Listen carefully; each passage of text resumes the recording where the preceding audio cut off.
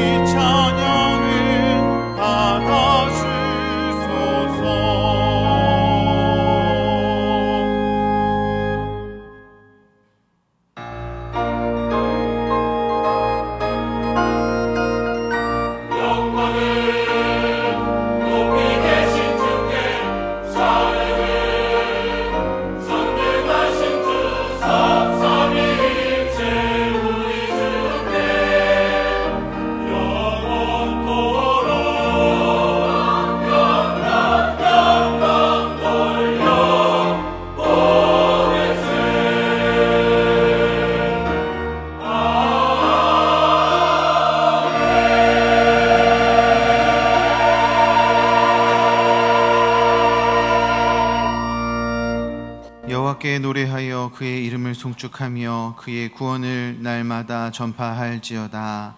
아멘.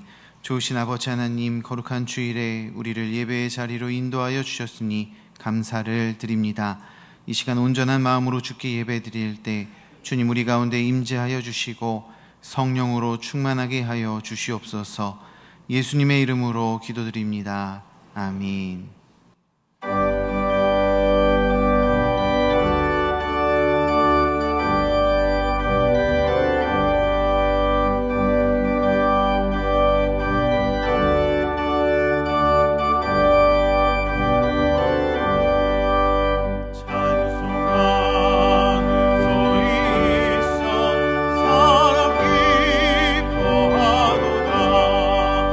하늘 아버지의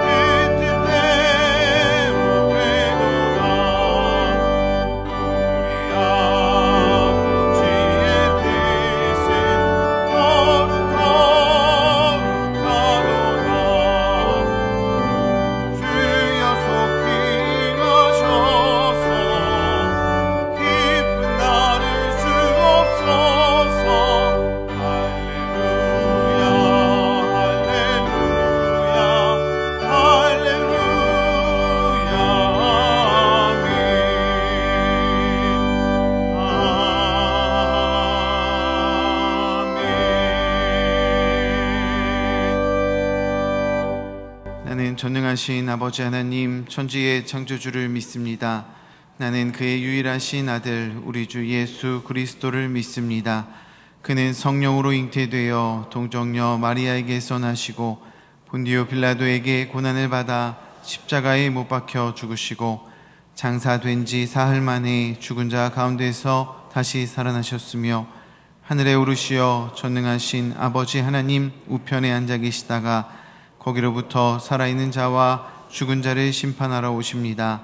나는 성령을 믿으며 거룩한 공교회와 성도의 교제와 죄를 용서받는 것과 몸의 부활과 영생을 믿습니다. 아멘.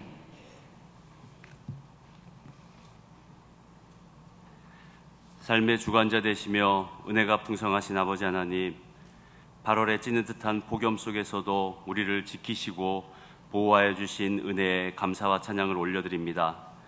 지난 한 달여 동안 태풍과 장마로 인한 거센 바람과 쏟아지는 빗줄기, 폭염과 화재로 많은 사람이 가족과 친구, 삶의 처소를 잃는 아픔을 겪었습니다.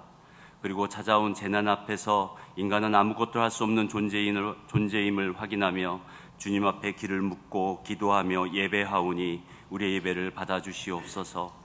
한 주간 광야 같은 세상에서 한 걸음씩 걷다가 매 순간 찾아오는 근심과 걱정 때문에 주의 자녀임을 잊고 나의 소견을 앞세웠습니다. 주님보다 사람에게 부탁하고 나의 능력에 의지하며 주의 계명을 지키지 못한 우리의 죄와 허물을 용서하여 주시고 긍휼함의 은혜를 허락하여 주시옵소서. 나라와 민족을 위해 기도합니다. 주님 나라가 이 땅에 그리고 예배하는 이곳에 임하시길 간구합니다. 교회와 가정에서 기도와 찬양이 멈추지 않게 하시고 산천초목이 주를 찬양하는 그런 나라가 되게 하시옵소서. 물질의 가치보다는 하나님의 말씀으로 행복해지며 기쁨이 넘치게 하시고 어지러운 세상의 뉴스와 소식들은 이제 그만 멈추어지는 은혜가 있게 하시옵소서. 주의 자녀 모두가 어지러운 세상을 위해 애곡하며 기도하게 하시고 기도의 은혜로 모든 것들이 회복되어 안정되어 가는 그런 나라가 되게 하시옵소서. 북녘 땅을 위해 기도합니다. 엘리야의 강구로 갈멜산에 임하셨던 성령의 불길이 북녘 땅의 가정교회를 통해 그곳에 임하시길 간구합니다. 성령의 불길로 모든 잘못된 것들은 다 태워주시고 성령의 바람으로 주의 복음이 전하여지고 세상이 변화되는 놀라운 은혜가 있게 하시옵소서. 그리고 복음으로 남과 북이 하나가 되는 날이 속히 오게 하시옵소서. 강석교회를 사랑하시는 주님, 강석교회가 세상에서 빛과 소금의 역할을 다하는 교회가 되길 간구합니다. 주를 믿는 성도 모두가 믿음의 방패와 성령의 검으로 무장하게 하시고 성령 안에서 기도하고 이를 위하여 깨어 구하기를 항상 힘쓰는 그런 교회가 되게 하시옵소서. 그리고 성도 모두가 깨어 기도하며 내 생각 내 뜻보다 주님 손에 이끌려 살아가게 하시고 주님 손에 이끌려 살아가는 동안 찾아오는 고난은 연단이 되게 하시고 연단은 소망이 되는 은혜가 있게 하시옵소서. 교회에 연로하신 성도님들을 축복하여 주시고 육적으로 연약해져도 영적으로는 더 강건하게 하시어 교회와 가정에서 존경받는 어른으로 살아가게 하시옵소서.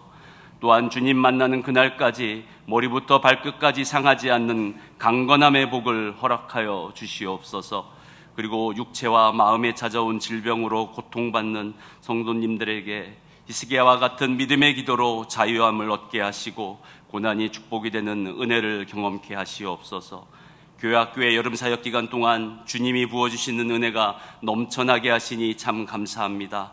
바라옵기는 여름 사역에 참여한 많은 교회학교 영혼들이 기뻐 춤추고 기도한 은혜의 시간이 그들에게 예수님을 만난 평생의 간증이 되게 하시고 함께 기도했던 친구들이 서로에게 하나님의 사역을 지켜나가는 다니엘과 새 친구 같은 믿음의 동역자들이 되게 하시옵소서. 예배를 위해 기도합니다. 목사님의 입술로 선포되는 귀한 주님의 말씀이 저희 심령을 쪼개는 귀한 은혜의 말씀이 되게 하시옵소서. 말씀 전하시는 목사님을 축복하여 주시고 성령의 입술로 주의 말씀을 전할 때마다 아멘으로 받는 성도 되게 하시고 그 말씀이 우리를 치유하고 치료하는 은혜의 말씀이 되게 하시옵소서. 할렐루야. 찬양대의 찬양을 기뻐 받아주시고 부르는 자와 듣는 자 모두 주의 음성을 듣는 시간 되게 하시옵소서. 이 모든 말씀 예수님의 이름으로 기도합니다.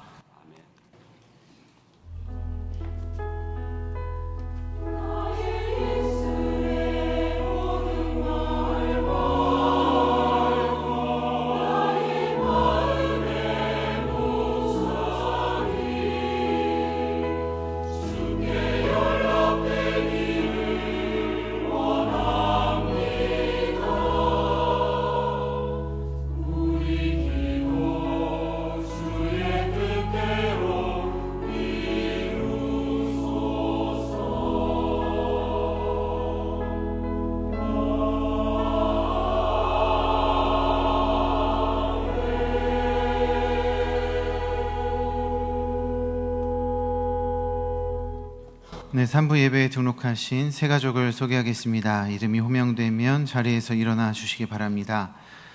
자진해서 오신 이희경 집사님, 박수로 일어나실 때 박수로 환영하며 축복하겠습니다.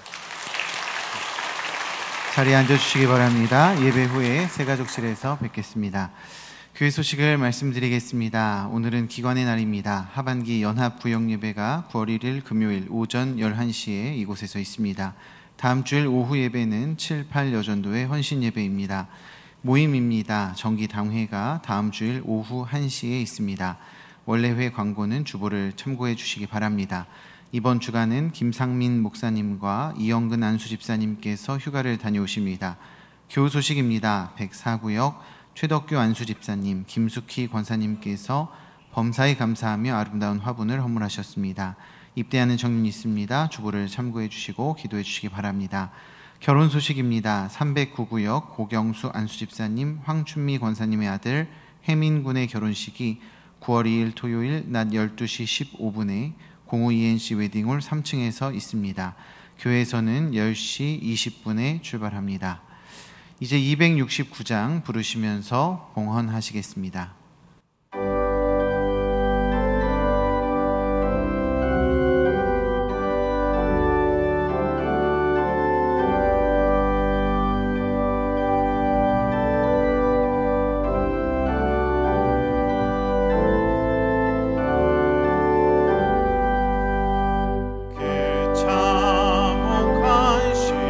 십자가에 주 달려 흘린 피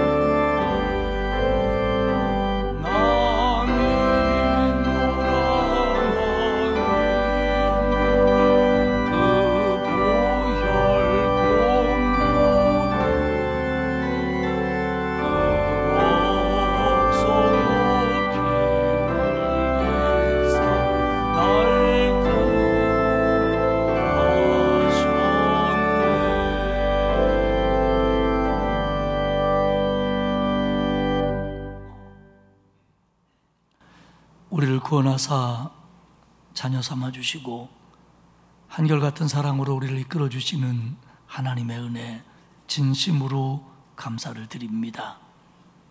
오늘 우리 모두가 하나님의 구원의 은혜를 기억하며 감사하는 마음으로 하나님 앞에 나와 예배하오니 하나님 우리의 예배를 받아 주옵소서.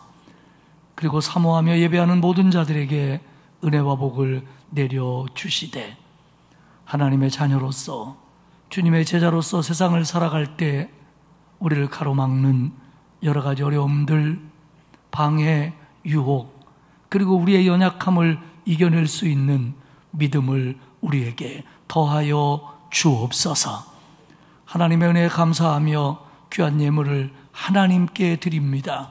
받으시옵소서. 주일헌금을 드립니다. 감사 예물도 드립니다.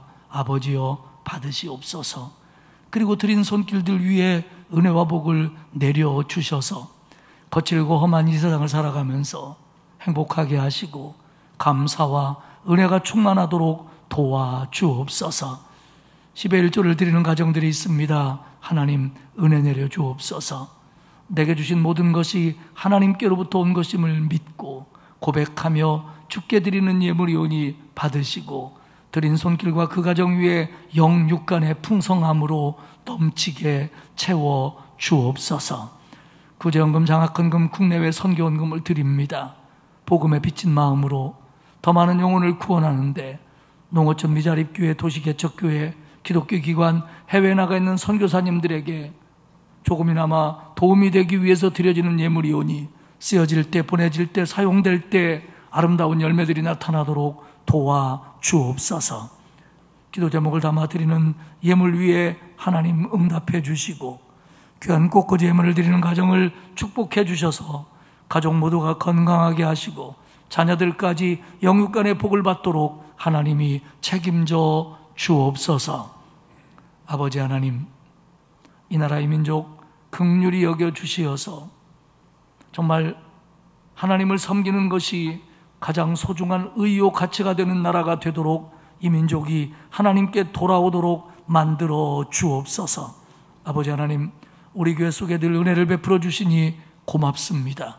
우리 교회를 통해서 더 많은 영혼들이 하나님 만나게 하시고 믿음 가진 성도들이 참된 믿음으로 성장할 수 있는 복된 하나님의 집이 되도록 만들어 주옵소서. 이곳에 와서 예배드리는 자마다 하나님 은혜를 베풀어 주시고 기도마다 들어주시며 응답하여 주옵소서. 연로하신 성도들을 하나님 건강으로 책임져 주시고 평생을 기도해 온 것들이 응답될 수 있도록 하나님 도와주옵소서. 하나님, 여러 가지 질병으로 고통받는 성도들이 많습니다. 크고 작은 질병으로 부상당하고 아프고 입원 중이고 가정에서 그리고 요양원에서 그 어딘가에서 이 예배에 참석하지 못하는 연약함을 갖고 있는 성도들도 있사오니 주님, 그곳에 찾아가 주시고 이곳에 찾아와 주시어서 주님의 손으로 어루만져 주시며 안수하여 주옵소서. 마음의 병, 육신의 병 떠나가게 하시고 치유되는 역사를 경험하도록 하나님이 도와주옵소서. 물질적으로 고통받는 성도들이 있습니다. 하나님 도우시옵소서. 사업의 문제, 직장의 문제, 물질의 문제 하나님 책임져 주시고 길을 열어 주옵소서. 진로 때문에 힘들어하는 자녀들이 있습니까? 하나님 우리의 자녀들을 축복하셔서 믿음으로 길러주시되 진학의 문, 진급의 문, 그리고 결혼의 문, 태문까지 하나님이 열어 주옵소서. 아버지 하나님, 오늘 새롭게 등록한 새 가족 위에 은혜를 주시어서 우리 교회 속에서 응답받으며 신앙생활 잘할 수 있도록 복을 내려 주옵소서. 하나님, 무더위와 많은 비 그리고 재난 속에서 우리를 지켜주심을 감사드립니다. 이번 한 주간도 하나님 질병과 사고와 위험으로부터 우리를 보호해 주시고 하나님을 찬양하며 기뻐하며 한 주간을 승리할 수 있도록 주님이 이끌어 주옵소서. 이 예배를 통하여 우리 모두 개인 개인에게 크신 은혜 주실 줄 믿으며 예수 그리스도의 이름으로 기도드리옵나이다. 아멘.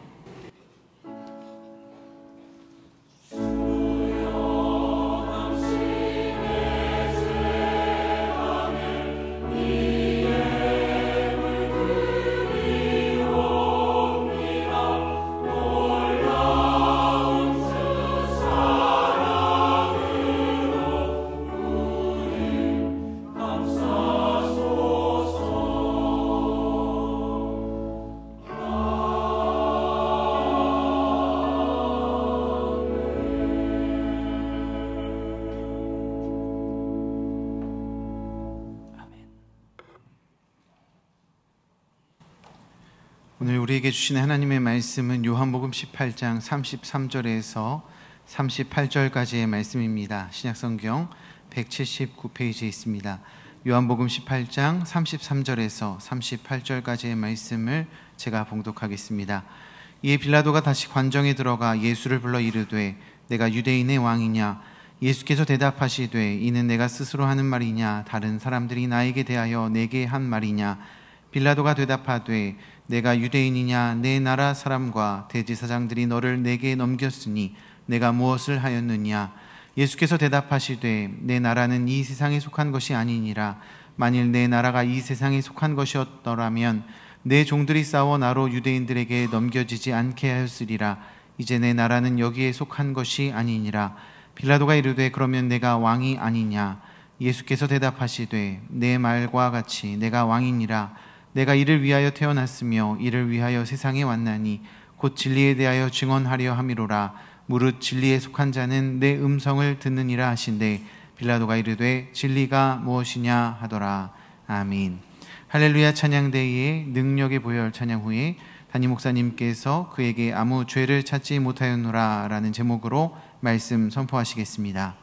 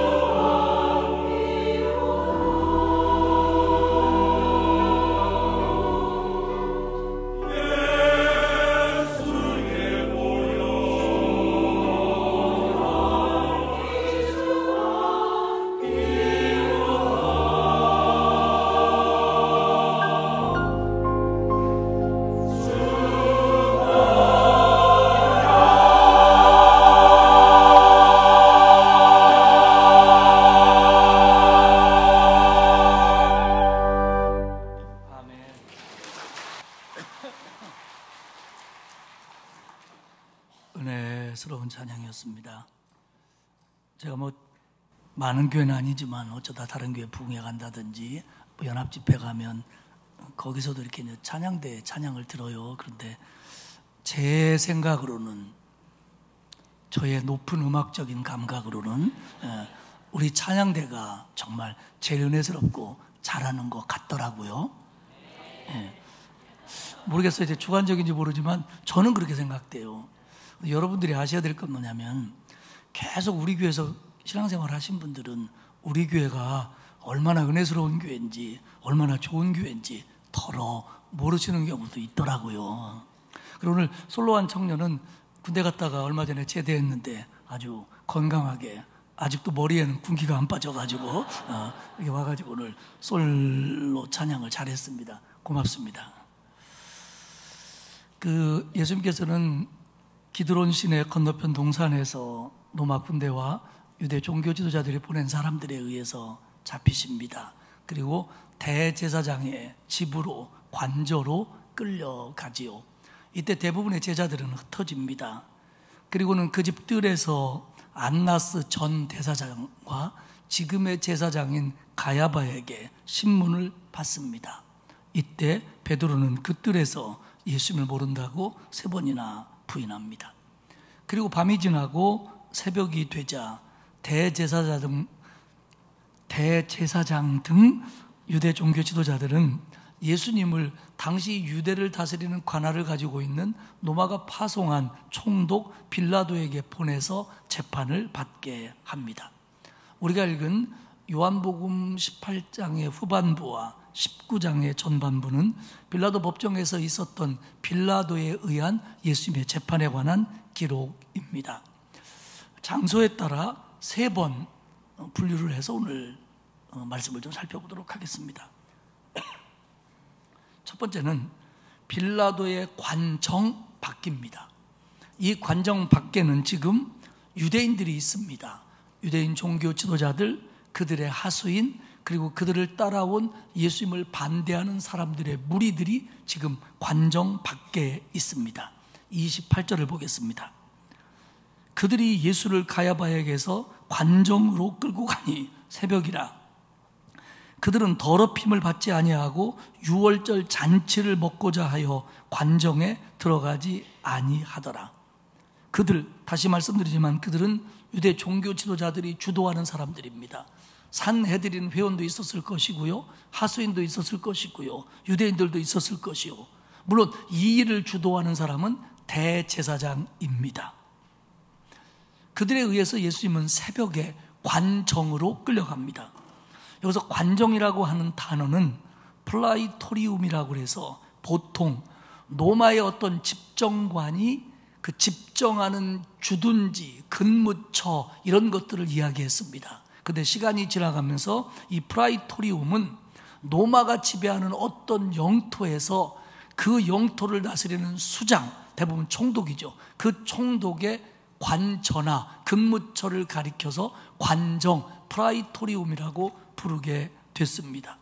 그러니까 결국 팔레스타인, 이 유대 예루살렘으로 말하면 로마 총독이 머무르는 곳이 관정입니다. 그런데 사실은 지금 이 유대라고 불리는 이 팔레스타인에 파송된 로마 총독의 주둔지, 근무지 관정은 예루살렘에 있었던 것이 아니라 지중해 해변인 가이사라에 있었습니다.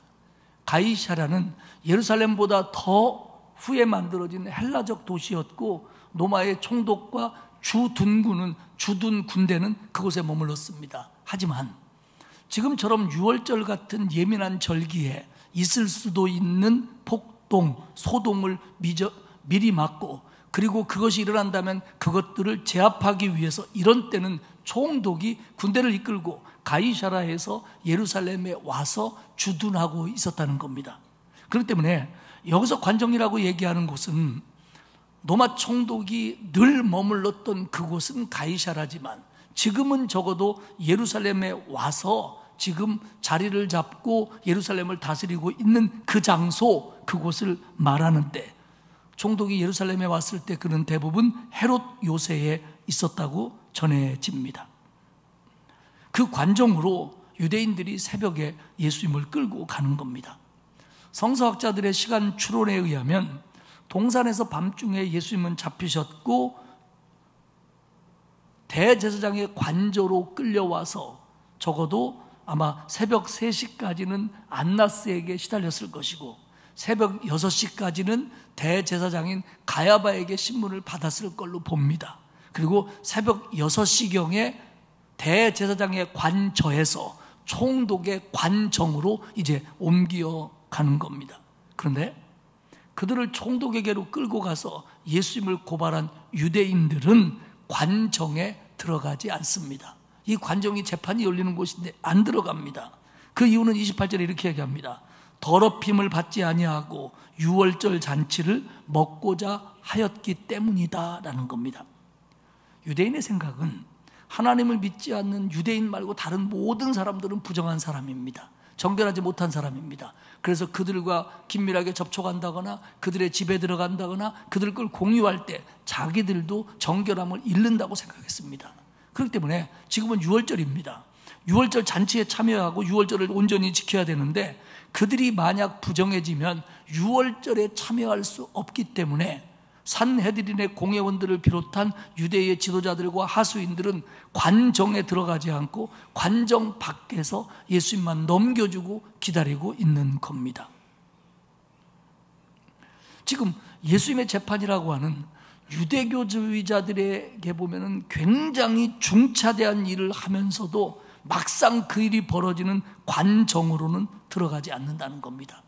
유대인의 법에 의하면 유월절에 부정해져서 유월절을 못 지키는 사람은 정결의식을 거쳐 한 달 뒤에 개인적으로 가정적으로 유월절을 지켜야만 했습니다. 그렇기 때문에 이런 것들이 많이 불편하기 때문에 그들은 더군다나 유월절에는 부정해질 수 있는 일을 그들 생각으로 하지 않았다는 겁니다. 예수님은 관정 안에서 재판을 받고 유대인들은 관정 밖에서 소리를 지릅니다. 결국 이 재판의 재판관인 총독 빌라도는 관정 안에서 관정 밖으로 다시 안으로 밖으로 이 일을 반복하면서 이 재판을 진행하는 겁니다. 밖에 나가서 왜 예수님을 고발했냐 듣고 오고 그거 가지고 예수님을 신문하고 예수님의 답을 듣고 그 답을 다시 저들에게 전하고 그들의 요구를 들어주고 몇 번이나 이렇게 왕복하면서 이 재판을 이끌어 갑니다. 정작 예민해야 될 관정 안은 대단히 이성적이었고 대단히 조용했고 예수님이 죄가 없다고 하는 분위기로 가득했습니다.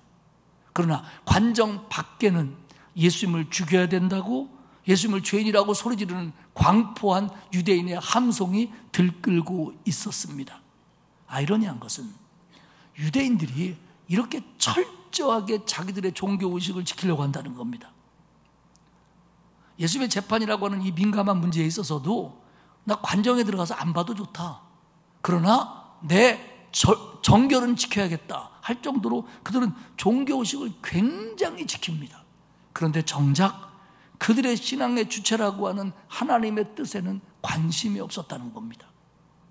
하나님이 정결하라고 하는 의도가 뭔지 무엇이 그 법의 핵심인지는 놓쳐버리고 그냥 지금까지 지켜왔으니까 그래야 한다고 하니까 그게 전통이니까 그건 지켜야지 이런 분위기입니다. 결국 그들은 철저했고 그들은 열심히 있었지만 그들 안에는 생명과 빛의 근원이신 하나님이 없었습니다. 그들의 신앙은 생명과 빛이 없는 그냥 어둠으로 달려가는 그런 종교이었을 뿐입니다. 사랑하는 여러분, 우리가 여기서 알아야 될 것은 저와 여러분이 신앙생활을 한다, 예배를 드린다, 헌신을 한다 하면서 잘못하면 그 모든 것들의 핵심인 하나님, 예수님, 말씀, 은혜가 빠질 수도 있다는 겁니다. 그리고 더 불행한 것은 이들이 지금 이 유대인들이 자기들의 신앙이 잘못됐다는 걸 모르고 있어요. 지금 이게 잘하는 짓인 줄 알고 있다는 겁니다. 목사도 여러분도 잘못하면 우리가 이런 신앙의 형식이나 그동안 해왔던 것들을 반복하는 것에만 의미를 둔 채 진정한 것을 놓친다면 우리도 신앙적인 매너리즘에 얼마든지 빠질 수 있다는 걸 우리는 잊어서는 안 됩니다. 빌라도는 관정 밖으로 나가서 유대인들 지도자들과 유대인들에게 묻습니다. 너희가 무슨 일로 이 사람을 고발했느냐? 당시 로마 총독은 우리가 잘 알고 있는 것처럼 본디오 빌라도입니다. 본디오 빌라도는 주후 AD 26년부터 36년까지 유대, 예루살렘 그리고 팔레스타인이라고 불리는 그곳을 통치한 로마 총독입니다. 그러니까 이 로마 총독이 이 중요한 재판을 하면서 그들에게 묻기 시작하는 것은 이제 공식 재판의 절차가 시작됐다는 의미입니다. 먼저 고발자에게 묻습니다. 너희가 무슨 일로 저 사람을 고발했냐? 밖에서 물어보는 거죠. 안 들어오니까. 30절에 이렇게 대답합니다. 대답하여 이르되 이 사람이 예수가 행악자가 아니었더라면 우리가 당신에게 넘기지 아니하였겠나이다. 이 사람은 행악자입니다. 행악자, 악을 행한 자, 악을 행하는 자입니다. 그러니까 유대인들은 지금 예수님을 고발하면서 증거도 없습니다. 단서도 없습니다. 심지어는 죄의 목도 없습니다. 그러면서 하는 말이 뭐냐면 총독이요, 그 사람이 행악자가 아니라면 우리가 당신한테 끌고 올 리가 있습니까? 이렇게 얘기하는 겁니다. 그러니까 그들이 하는 말이 예수가 행악자라는 증거는 우리가 예수를 당신한테 넘겼다는 데 있습니다. 이렇게 말입니다. 그러니까 당신은 우리가 저 사람을 당신한테 끌고 왔다는 것만으로도 그 사람을 행악자로 여겨야 됩니다. 이런 일종의 압박입니다. 그러자 빌라도가 18장 31절에 이렇게 대답합니다. 빌라도가 이르되 너희가 그를 데려다가 너희 법대로 재판해라. 그렇게 할 것 같으면 너희 법이 그 사람을 행악자라고 규정했다면, 그 사람이 너희 법에 그렇게 잘못했다면 그러면 너희가 데려다가 재판하면 될 거 아니냐? 왜 나한테 끌고 오느냐?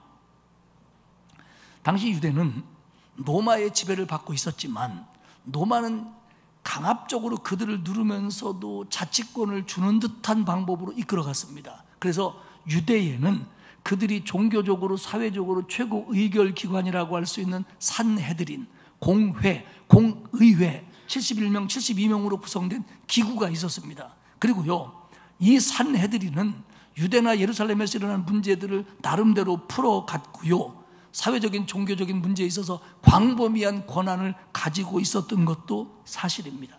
그렇기 때문에 산헤드린은 정말 사형에 해당될 정도로 심각한 정치적인 문제 정도는 총독에게 가져왔지만 나머지는 그들이 스스로 해결해 왔다는 겁니다.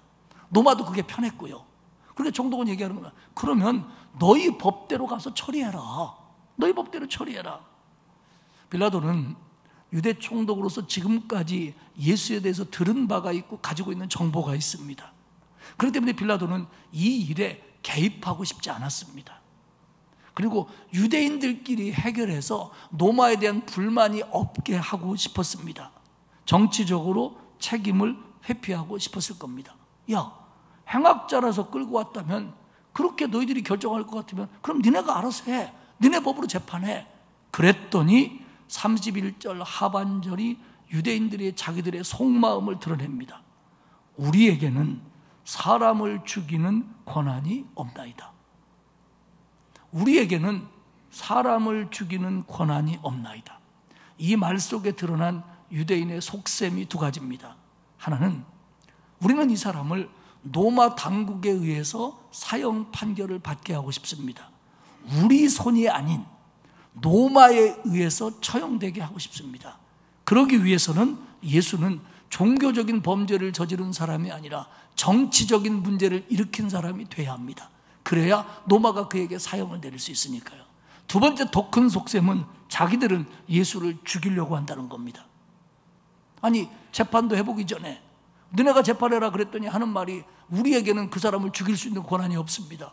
그럼 뭐예요? 죽이고 싶은데, 죽여야 되는데 우리가 죽이기가 불편합니다. 저 사람은 우리가 죽여야 될 사람입니다. 지금 이렇게 아주 마음 먹고 결정하고 데려왔다는 얘기입니다. 그런 면에서 32절은 큰 의미가 있습니다. 32절에 보면 이는 예수께서 자기가 어떠한 죽음으로 죽을 것을 가리켜 하신 말씀을 응하게 하려 함이로라. 요거는 요한복음을 쓰고 있는 요한의 설명입니다. 요한복음은 예수님이 십자가에 달려 돌아가시고 부활하시고 승천하시고 공관복음이 쓰여진 다음에 맨 마지막에 쓰여진 복음서가 요한복음입니다.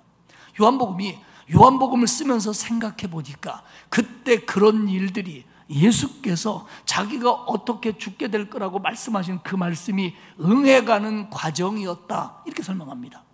지난주에 말씀드린 것처럼 요한이 응하다, 예수의 말씀이 응했다라고 하는 표현은 구약에서의 하나님의 말씀이 신약에서 이루어진 것과 똑같이 예수님의 하신 말씀이 그대로 됐더라라는 것을 표현할 때 응하다라는 표현을 씁니다. 그렇기 때문에 요한은 지난주에 말씀드린 것처럼 구약에서의 하나님의 말씀과 신약에서의 예수님의 가르침을 동등된 자리에 놓고 있는 믿음을 증언하고 있는 겁니다. 무슨 얘기냐면 결국 유대인들이 죽이려고 했으면 십자가에 달리지 않았을 거라는 겁니다. 그 얘기를 하고 있는 겁니다. 뒤에 다시 말씀드릴게요. 사실은요, 유대 당국은 지금까지 심각한 종교적인 범죄라든지 사회적인 범죄가 있을 때 그게 공식이든 비공식이든 간에 직간접으로 사람을 죽여왔습니다. 그러니까 그들이 사람 죽이는 권한이 없는 게 아니에요. 있었어요. 공식이든 비공식이든. 예를 들면 스데반이 예수님이 부활승천하신 후에 유대 당국에 의해서 돌에 맞아 죽습니다. 근데 그때 스데반이 했던 얘기가 예수가 그리스도다. 너희가 우리 조상들이 옛날부터 선지자 죽여버렸다더니 이제는 예수까지 죽이지 않았냐. 그 예수가 하늘 보좌에서 지금 나를 보고 있다. 그러니까 유대 종교 지도자들이 저거 신성 모독이다. 가만두면 안 된다. 내가 증인이다. 그래가지고 돌을 집어가지고 스데반을 돌로 쳐 죽였습니다. 이런 일을 하는 사람들이에요, 산헤드린이. 그리고 요세푸스의 기록에 의하면 AD 60년에 예루살렘 교회의 지도자였던 야고보, 예수님의 제자 야고보가 아니죠. 이 야고보가 60년경에 결국 유대인들에 의해서 돌에 맞아 죽습니다. 예루살렘 교회 지도자라고 그래서. 그러니까 사실 얘들은 얼마든지 지레 법으로 가짜적인 세우고 이러쿵저러쿵 해서 예수님을 돌로 쳐 죽일 수 있는 사람들이라는 거예요. 그런데 그들이 로마 총독 앞에 끌고 와서 로마 총독의 재판을 받게 하는 것은 지들 나름대로는 책임을 면하려고 하는 꼼수에 지나지 않지만 요한이 볼 때는 결국 이거는 예수님이 하신 말씀이 응하여지려고 되는 거다라고 오늘 표현을 하고 있는 겁니다. 예수님이 뭐라고 하셨습니까? 인자는 여러 사람에게 들림을 받아 죽임을 당할 거다. 이게 뭡니까? 십자가에 처형을 당할 거라는 겁니다. 유대인은 십자가에서 사람을 죽일 수 없습니다. 십자가에서 사람을 죽일 수 있는 법을 가지고 있는 건 로마법뿐입니다. 그렇기 때문에 결국 유대인이 예수님을 돌로 치지 않으려고 마음먹고 총독에게 끌고 가서 이 사람은 죽일 사람입니다. 우리는 이 사람을 죽일 법이 없다라고까지 우겨대면서 예수님을 죽게 만드는 것은 결국 큰 그림으로 볼 때 하나님의 뜻인 예수 그리스도가 십자가에 달려 죽음으로 말미암아 유월절 어린 양이 되어서 우리를 대속할 수 있다고 하는 이 모든 것이 응하여지는 과정이다. 이렇게 오늘 요한은 설명하고 있습니다. 그럼 우리는 여기서 그러면 뭐 빌라도가 잘못한 거 없네, 유대인들이 잘못한 거 없네, 예수님이 원래 그렇게 죽기로 했다며, 이렇게 말할 수 있습니다. 근데 여러분, 우리가 성경을 보는 눈도 그리고 우리가 살아가는 데도 똑같습니다. 하나님의 뜻이 이루어져 가는데 이건 누가 찬성하든 방해하든 막든 그렇지든 하나님의 뜻을 갑니다.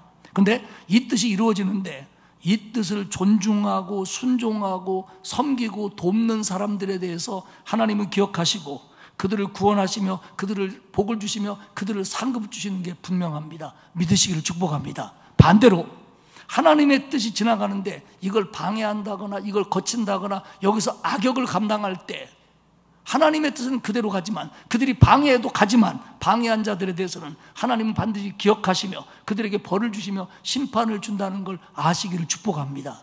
그렇기 때문에 지금 예수 그리스도가 십자가에 달려 죽는 이 길을 가는데 결국 여기서 악역을 감당하는 가룟 유다나 유대 산헤드린이나 빌라도는 결국 하나님 앞에 심판을 받을 수밖에 없다는 겁니다. 결국 유대인들은 관정 밖에서 그 사람은 죽여야 됩니다.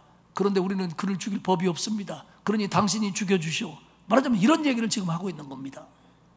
빌라도는 그 얘기를 듣고 이제는 두 번째 무대인 관정 안으로 들어갑니다. 거기는 예수님과 빌라도 그리고 로마 관계자들이 있을 겁니다. 33절에 이렇게 얘기합니다.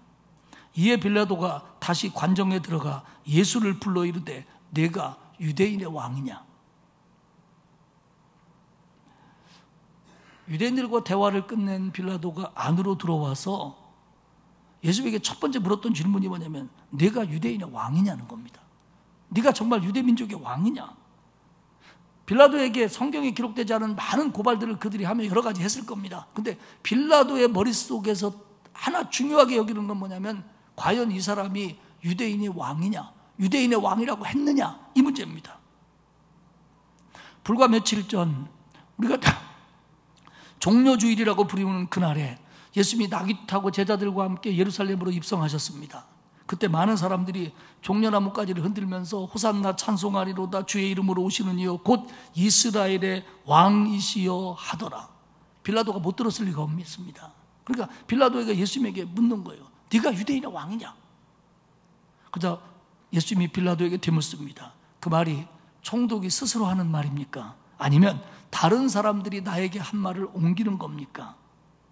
그러자 빌라도가 35절에 이렇게 얘기합니다. 내가 유대인이냐? 이 말은 노마이르노서 지금 유대인을 굉장히 비하하며 지금 유대인들이 하는 태도들에 대해서 경멸적인 태도를 보이는 겁니다. 내가 유대인이냐? 네 나라 사람과 대제사장들이 너를 내게로 끌어왔다. 내게로 넘겼으니 내가 한 짓이냐? 내가 유대인이냐? 대제사장들이 너를 나한테 넘겼다. 내가 이거 골치 아픈 사건이라는 거 안다. 그러면서 내가 온 게 아니라 유대인들이 한 거다를 강조하면서 어떻게든지 빌라도는 여기서 발을 빼려고 합니다. 그리고 빌라도는 예수님을 보니까 이 사람이 유대인의 왕? 그래서 문제를 일으켜? 이 사람이 사고를 쳐? 그럴 사람이 아니라는 걸 빌라도도 보면 얼마든지 알 수 있는 거예요. 그 예수를 보면서 저 사람이 유대인의 왕이구나 이렇게 상상할 정도로 빌라도가 어리석은 사람은 아닙니다. 그러니까 질문을 바꿉니다. 네가 무엇을 했느냐? 네가 무엇을 하였느냐? 그래서 36절에 예수님이 이렇게 대답합니다.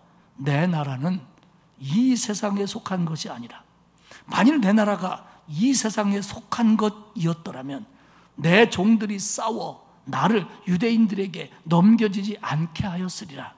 이제 내 나라는 여기에 속한 것이 아니니라. 내가 왕인지 아닌지가 궁금해 하시는데 내 나라는 이 세상에 속한 것이 아닙니다. 내 나라는 이 세상 것이 아닙니다. 내 나라는 이 세상 속에 있지만 이 세상 속에 속한 것은 아닙니다. 어거스틴은 그 나라를 이렇게 설명했습니다. 그의 나라는 마지막 날까지 이 땅에 존재한다. 그러나 그 나라는 이 땅에 속하지 않는다. 그 나라는 위로부터, 즉 로마나 예루살렘의 권세 위에 있는 권세와 권위를 가지고 있다라고 어거스틴은 그의 나라를 이렇게 설명합니다. 결국 성서학자들은 여기서 얘기하고 있는, 주님이 얘기하고 있는 나라는 빌라도가 생각하는 땅, 통치의 장소가 아니라 그것을 다스리는 왕권, 권세를 의미합니다.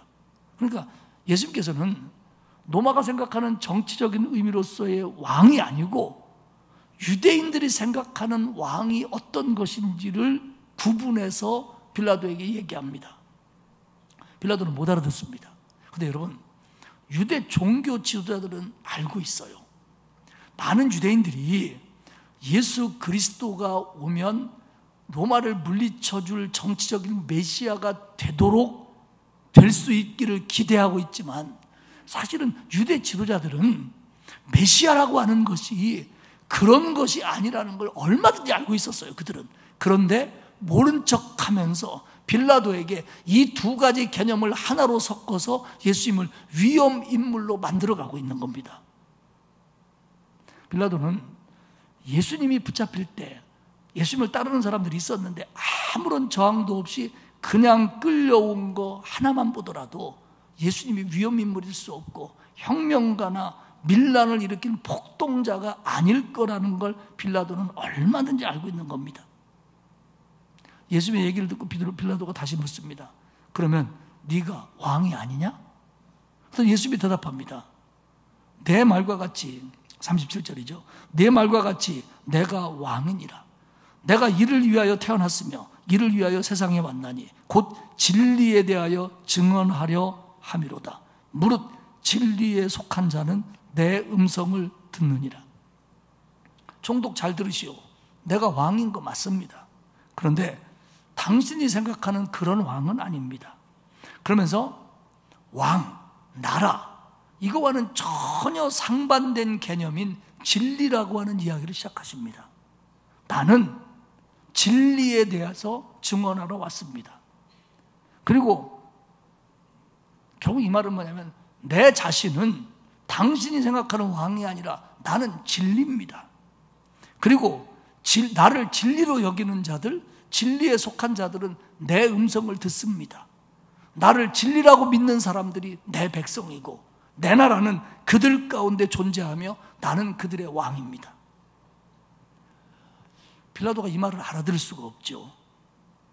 예수님이 진리라고 믿고 예수님의 음성을 진리라고 듣는 사람들, 진리에 속한 자들, 그들의 왕이 예수시다. 이 말을 빌라도가 알아들을 수가 없습니다. 깨닫지 못합니다. 그리고는 빌라도는 다시 세 번째 무대인 첫 번째 무대와 동일한 관정 밖으로 갑니다. 유대인들이 빌라도의 판결을 기다리고 있습니다. 38절 중간에 이렇게 쓰여 있습니다. 이 말을 하고 다시 유대인들에게 나가서 이르되 나는 그에게서 아무 죄도 찾지 못하였노라. 나는 저 예수에게서, 너희들이 고발한 예수에게서 아무 죄도 찾지 못하였노라. 빌라도는 사실상 예수님의 무죄를 선언합니다. 그리고 빌라도가 한 번이 아니라 뒤에 이어지는 19장 전반부에서 두 번이나 더, 도합 세 번이나 나는 저 사람에게서 아무 죄도 찾지 못했다를 반복적으로 이야기합니다. 그렇다면 빌라도가 예수님의 무죄를 선언했다면 예수님을 풀어줘야죠. 빌라도 총독은 예수님을 풀어줄 수 있는 권한과 힘이 얼마든지 있는 사람입니다. 그런데도 빌라도는 예수님을 풀어주지 않습니다.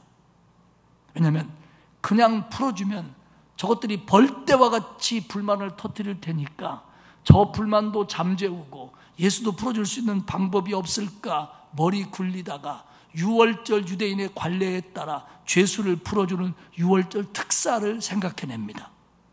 그래서 그들에게 말합니다. 알았다. 예수하고 바라바하고 둘 중에 하나를 선택해라. 그러면 내가 풀어주겠다. 40절에서 바라바는 강도였더라 이렇게 표현합니다. 근데 이 강도라고 하는 이 단어는 우리가 생각하는 그 강도의 뜻도 되고요. 지금 이렇게 로마의 지배를 받고 있는 이런 하에서 민족주의적인 생각을 가졌으나 폭력을 동원하여 살인도 마다하지 않는 열심당원을 지칭하기도 합니다. 그러니까 이 바라바에 대해서 유대인들도 호불호가 갈렸어요. 그러니까 빌라도의 계산은 지금 관정 밖에서 예수를 고발하는 이걸 이끌고 있는 사람들은 대제사장 그리고 산헤드린입니다. 그리고 그의 하수인들입니다. 그들에게 현혹된 사람들입니다. 그러면 이들은요 사실 친로마적인 성향을 갖고 있는 사람들이에요. 주로 이것을 구성하는 사람들이 사두개파 사람들인데 사두개파 사람들은 친로마적입니다. 그러니까 로마하고 부딪히는 것보다는 로마의 지배하에서 자기들의 권력과 재물과 어느 정도를 유지하고 싶어하는 사람들이 지금 이 밖에 있는 사람들입니다. 그렇기 때문에 총독의 계산은 저들이 폭력적으로 로마와 대항하는 바라바를 선택할 리가 없다. 그러므로 저들은 울며 겨자 먹기로 예수를 놓아줄 수밖에 없을 거다. 그러면 나는 예수를 놓아주고 불만도 잠재울 수 있다라는 게 빌라도의 생각이었다라고 하는 것이 성서학자들의 첫 번째 해석입니다. 그리고 주된 해석입니다.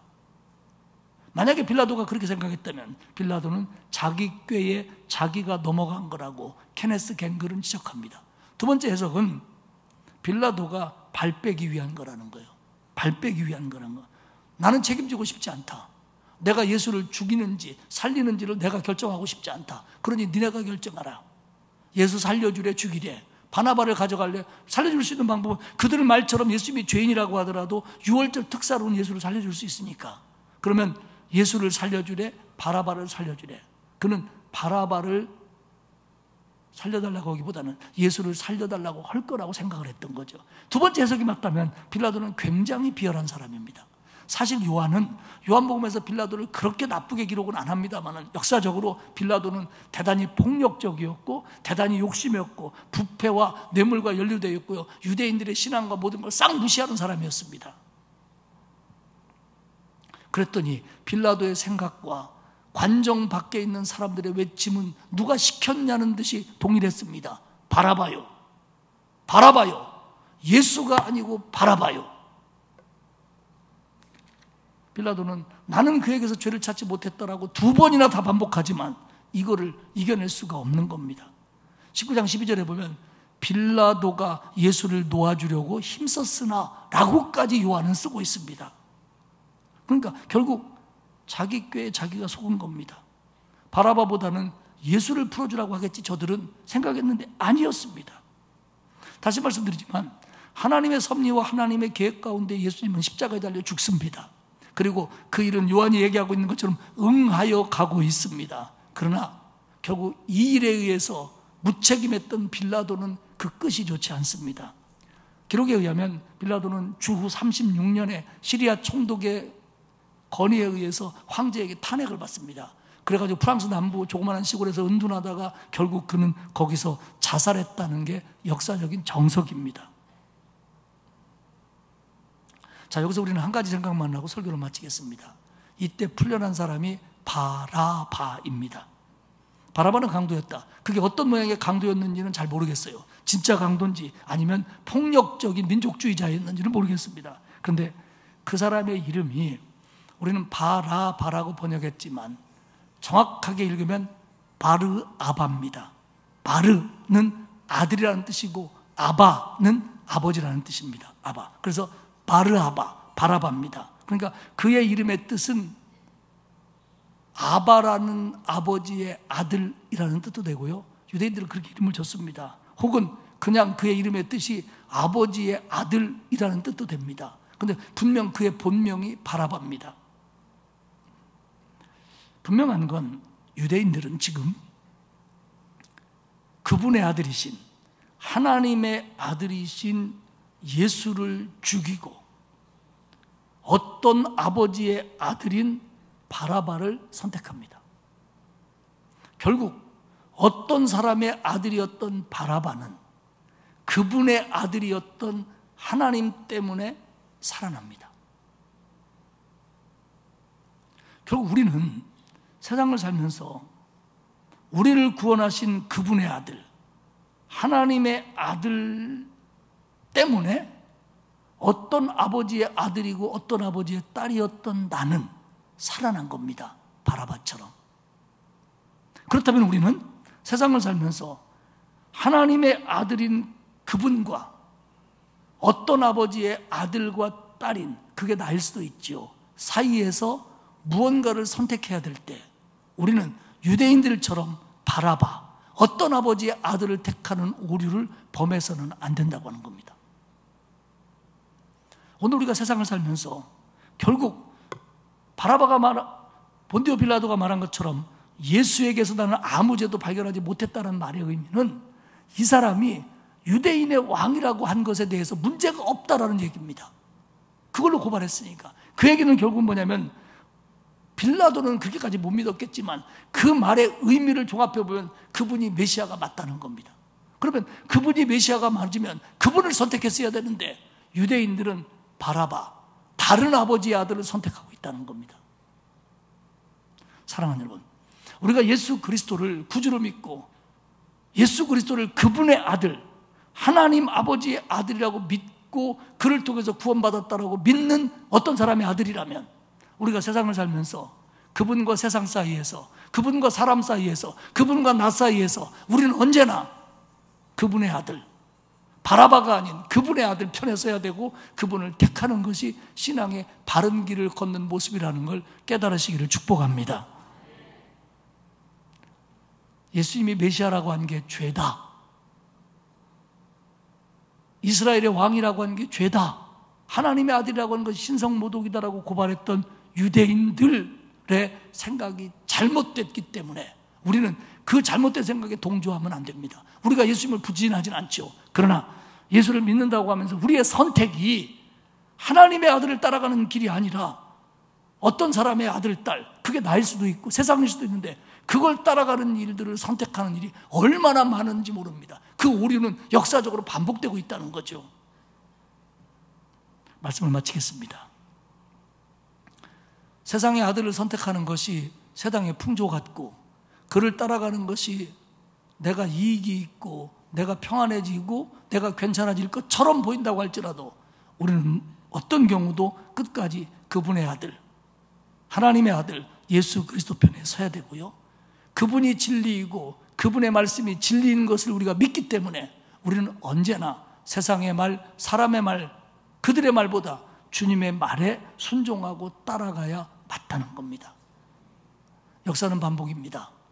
우리가 예수를 다시 십자가에 달지는 않겠지만 이런 선택의 기로에서 우리는 얼마든지 오류를 범할 수 있다는 겁니다.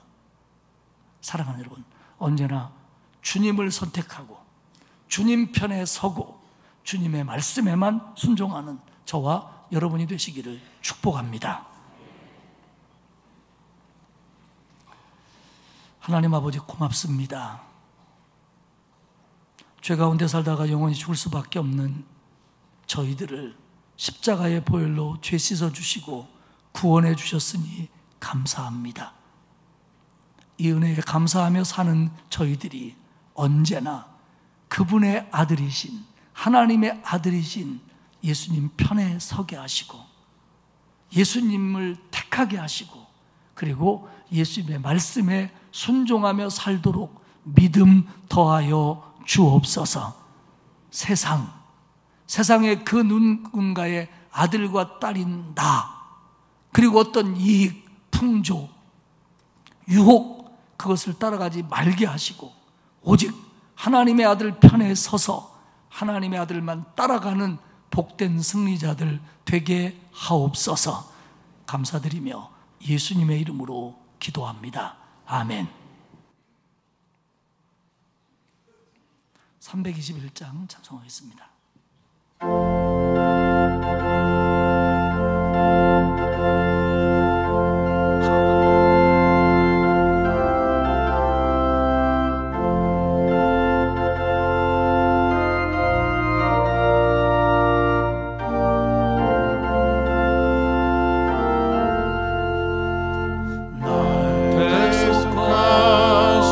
예수께 내 생명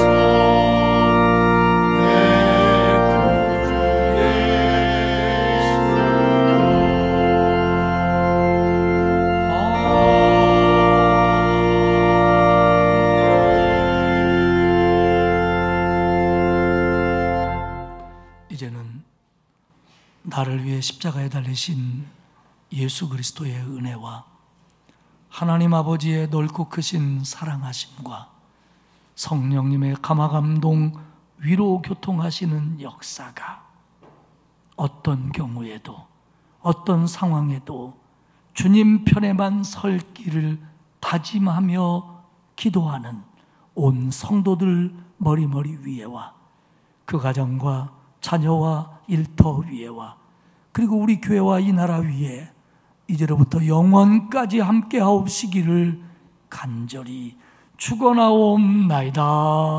아멘.